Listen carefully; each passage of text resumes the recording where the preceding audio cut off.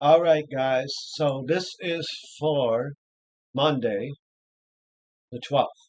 It is a little late because it is early morning on the 13th at the moment when I'm recording this. So bear with me. So we just got done with Exodus 20, which was going over many things, including the Ten Commandments.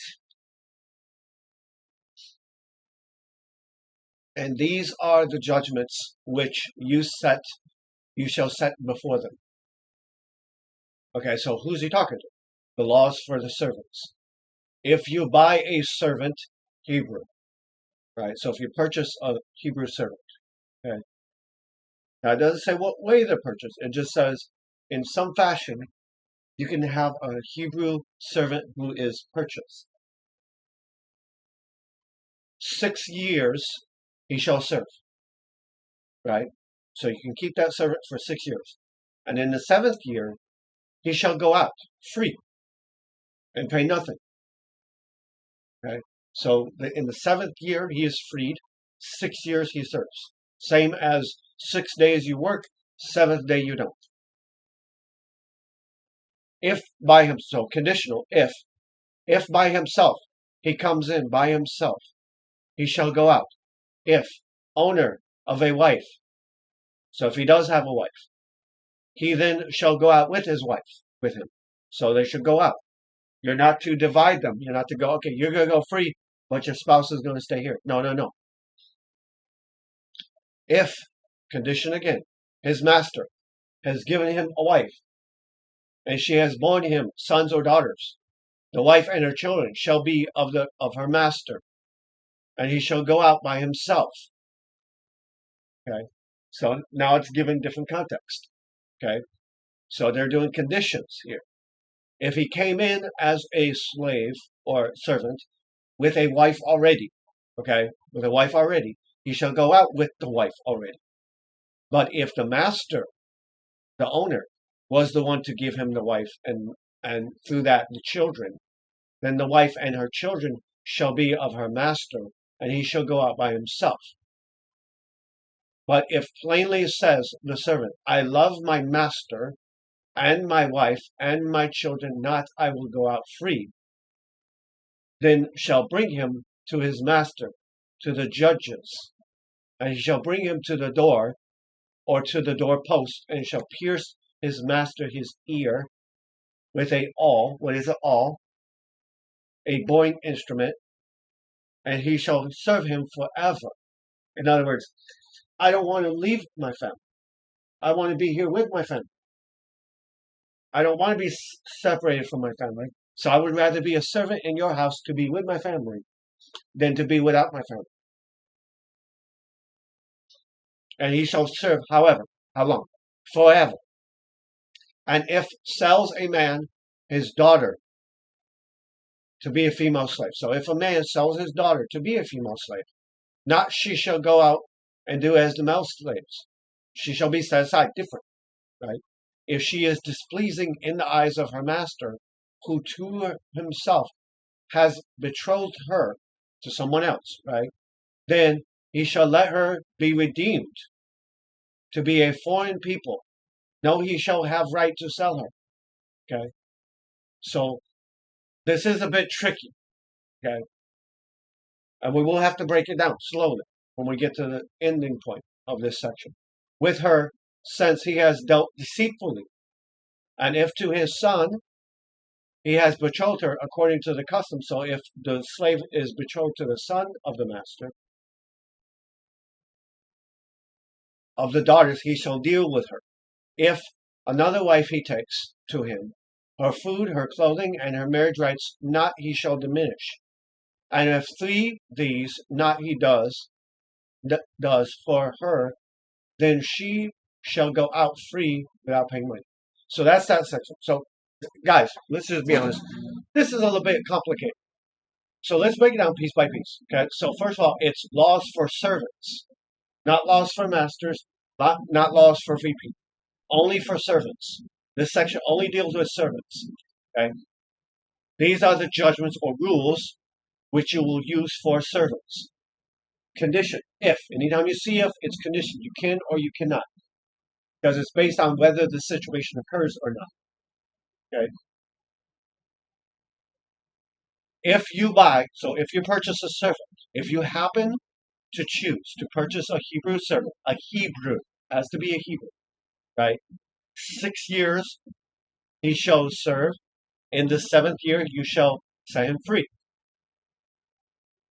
And in the 7th year you're no longer bound to pay him okay, a salary of sorts, and pay nothing. Then we got verse 3. So now we have a condition of the Hebrew servant who comes in.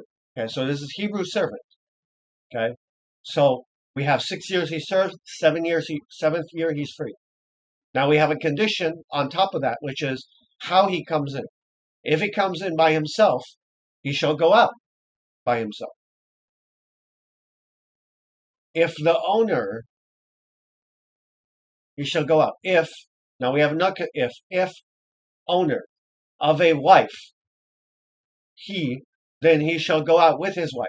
So that means the servant being an owner of a wife, how he managed to acquire it. So this would be either he came in with a wife already, right? And this is a Hebrew servant, so this would be unified already. They shall go out already. Okay. That would be one example. Or this might be that your servant has a servant. Okay.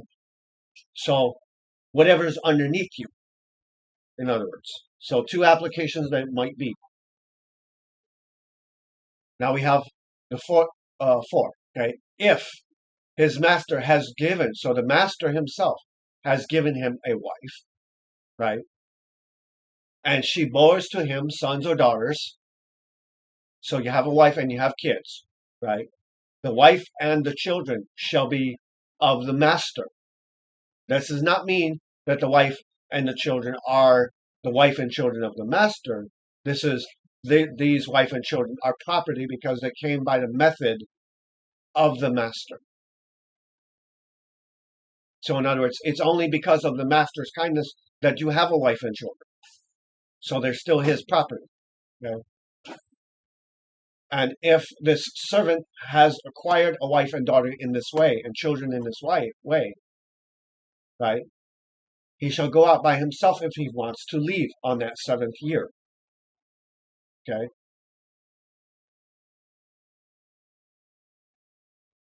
But if plainly says, so if the servant says, I love my master is a good one, my wife and my children are good ones, I love all of them, not I will go out. So if he's offered freedom and he chooses not to go out, right, because he doesn't want to separate from his wife and children that he dearly loves and his master that he loves. So in other words, the master has the order to offer freedom on the 7th year. Okay, he has to offer that. He's ordered to offer it, but the servant doesn't have to take it. Okay.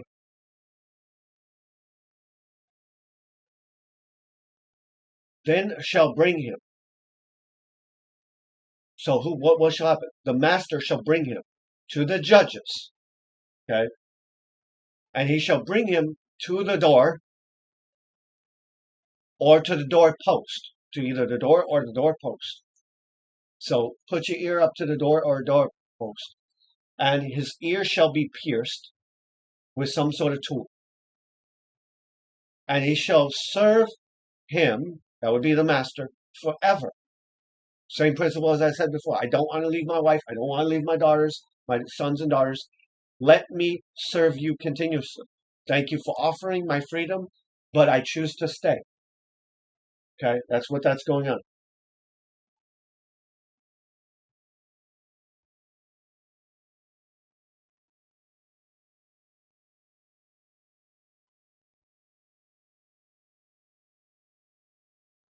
Okay, I shall choose to stay.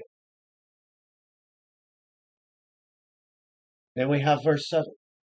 If sells a man his daughter. So if I would assume this would be a free man, okay? A man, a human being. Okay, sells his daughter to become a female slave for whatever reason, doesn't matter how. Not she shall go out as do the male slaves. So the jobs that she has should not be the jobs that the males have. And you should not treat them the same. They should be treated differently. If she is displeasing, right, displeasing, ra, bad or evil or disagreeable or unpleasant, evil, in the eyes of the master, who to himself has betrothed her, right? So let's say the master has said, okay, I will purchase this female slave for my household, for someone in my household. Okay, and if he finds out that she's being evil or anything, right, then he shall let her be redeemed, purchased back. Okay, sell the slave. I don't want this slave to be to a foreign people. No, he shall have the right to sell her.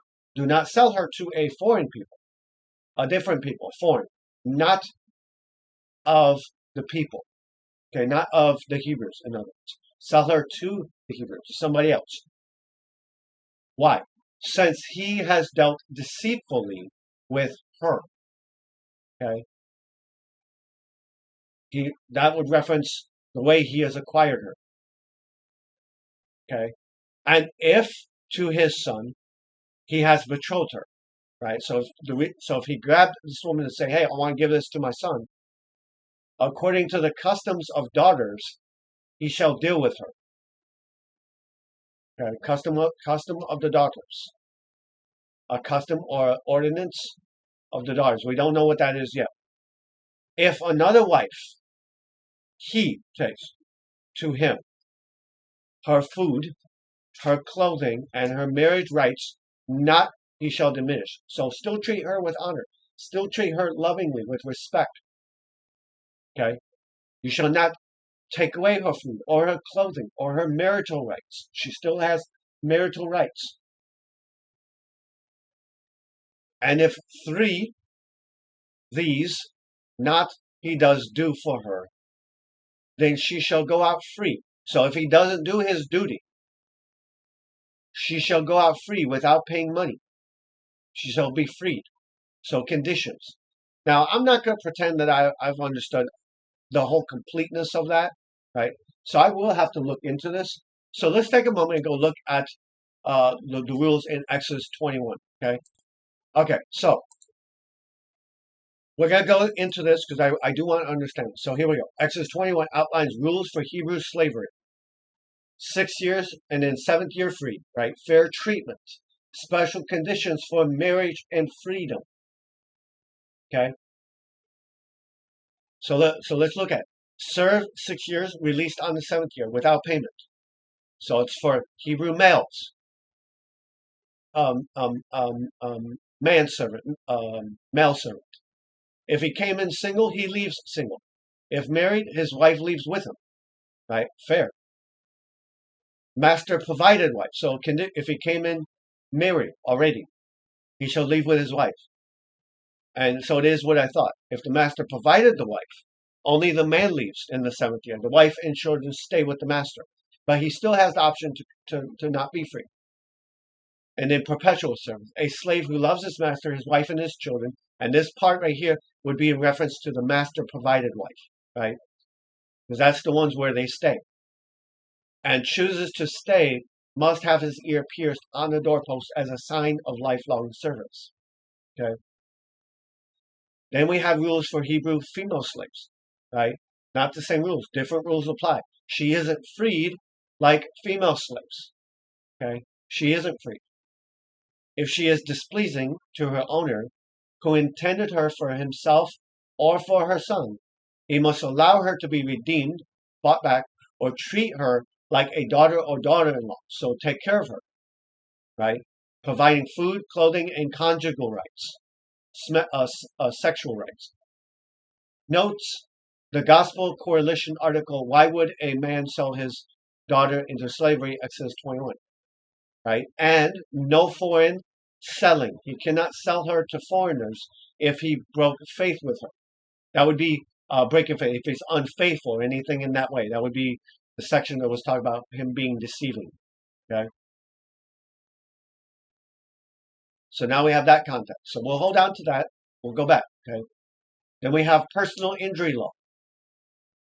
He who strikes a man so that he dies, meaning killed, surely shall be put to death for life, basically.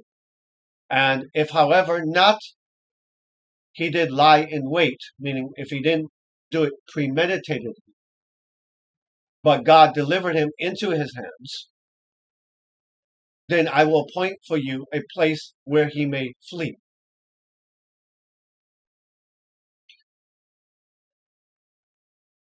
But if acts with premeditation, meaning I plan it in advance, amen, against his neighbor to kill him, right, by treachery, from my altar you shall take him that he may die.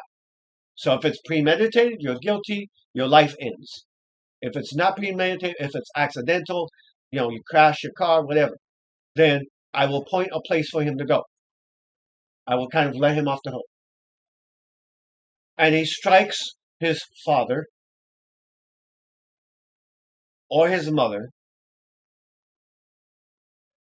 He who strikes his father and his mother, first of all, what is that doing? You're not honoring your father and mother, so your life is going to be cut short.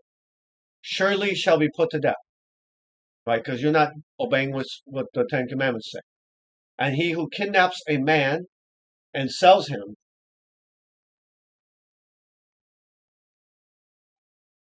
and he who kidnaps a man and sells him, so if you kidnap someone and you sell them into slavery, or if he is found in the hands, surely shall be put to death. So taking somebody by force and trying to sell them into slavery. Much like Joseph, when he was sold into slavery. He didn't want to do that. He didn't want that to happen.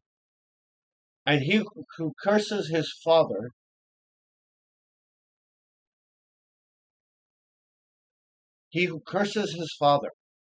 right? Again, not honoring your mother and father, shall be put to death. And if contend with each other men and strikes one the other with a stone or his fist, and not he does die, so if he lives, but is confined to his bed to heal, if he rises again and walks about outside with his staff, then he shall be acquitted who struck him only for the loss of his time. Okay, he shall be acquitted. He shall pay and thoroughly shall provide for him to be healed. Now, a good example of this is the Good Samaritan story, but the Good Samaritan was not the one that did it. And if beats a man, his male or maidservant, with a rod, right? And that's synonymous. In relation, this is a human one, right? A human rod being used on another human. But the reason I context it is this does get tied to the Lord as well, because he has a rod and a staff. And his rod is discipline. So that, and if this person beats them, that the person dies, under his hand surely he shall be punished. Not killed, but punished. Notwithstanding, if a day or two he remains alive, not he shall be punished, if he survives. For is his property he. And if fight men and hurt a woman pregnant, so now we have conditions of a pregnant woman, so that prematurely she gives birth, and yet no follows harm, surely he shall be punished, according as imposes on him the husband of the woman. And he shall pay as the judge determines, but any harm follows, then you shall give life for life, eye for eye, tooth for tooth, hand for hand, foot for foot, burn for burn, wound for wound, stripe for stripe. Okay? And if strikes a man the eye of his manservant, or the eye of his maidservant, and destroys it, free he shall let him go, for the sake of his eye. If the tooth of the maidservant, or the tooth he knocks out, free he shall let him go for the sake of his tooth. And if gores an ox of a man, and if gores an ox, a man or a woman, and to death surely, then shall be stoned the ox. So even animals pay the price. And not shall be eaten its flesh. Do not eat its flesh. But the owner of the ox shall be acquitted.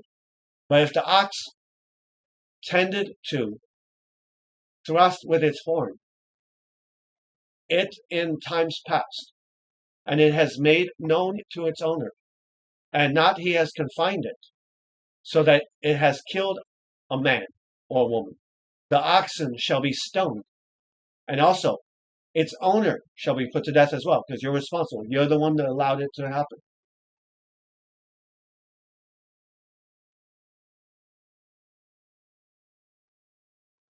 Okay? You're the one that allowed it to happen. So basically, you're guilty by association.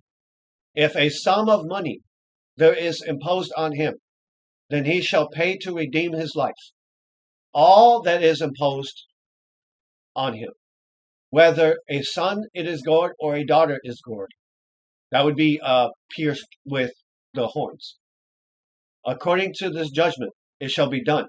You shall pay to him if a male gores the ox, or a maidservant, of silver 30 shekels. So here's what you pay: 30 silver shekels he shall give to their master, and the ox shall be stoned. Okay, so let's go back to the rules. Okay, no kidnapping a Hebrew for enslavement was punishable by death. Okay, escaped slaves, an escaped slave from a nation was not to be returned to their master. Here's the part we just read.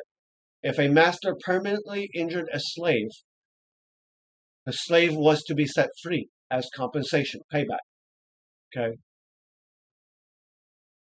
And we have Gentile slaves, non-Hebrew slaves, could be owned permanently and inherited permanently, unlike Hebrew. Now, inherited would be passed down, okay, unlike Hebrews. So that's the general context of this section, okay, for the most part. And if opens a man a pit, or if he digs a man a pit, and not covers it, and falls in it, an ox or a donkey, the owner of the pit shall make it good money he shall give to the owner, but the dead animal shall be his.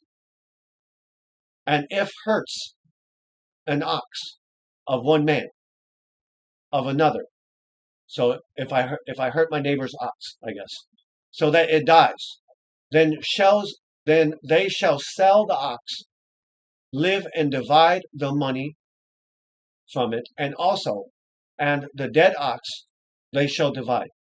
Or if it was known that the ox tended to thrust it in time past, and not has kept it confined, its owner surely he shall pay ox for ox, and the dead animal shall be his own. So basically just fair treatment for the most part. If something happens with your animals, take care of the situation, deal with the situation. To be honest, there's not going to be a whole lot that I can give you in this. So we're going to have to go back to this part of it in order to kind of give you a little context. So as you know, I like to give a different context or a different application, if you will. Okay. Now, we don't have slaves today, right? So we don't have to worry about the slave part. But the unity of a married couple is always honored, specifically when it's a man and a woman. That has to be honored. If you're single, be single. If you're married, be single. If you're married, be married. If you're single, be single. If you're married, be married. Love where God has placed you. And you are one flesh. Okay, that's the application there. If for some reason something has come upon you and you have been placed in a situation that you do not like, still be honorable to God, still be respectful to God, still be respectful to your masters, or in this case, your bosses, your landlords, even if they're not godly, even if they don't deserve it, be respectful, because it speaks about who you are in Christ in the situation you're facing. Okay? And if some harm has done to someone, try to make it right. Try to do what is right by the person. If I've bumped into you, I want to apologize. I want to say I'm sorry. Okay? That's basically, for the most part, what I can give you out of this. But this was rules set for situations that would occur under the conditions of society at that time, which did allow for slavery. Okay? So God is establishing laws to protect and take care of people under these situations, that even though they are slaves, even though they are people that have to deal with hard situations that they're placed in, God still wants good treatment for them. Okay?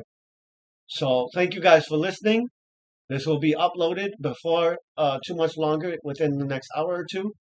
And then I will end up doing what is needed to do that. And I will see you guys at the next recording. Thank you for your time.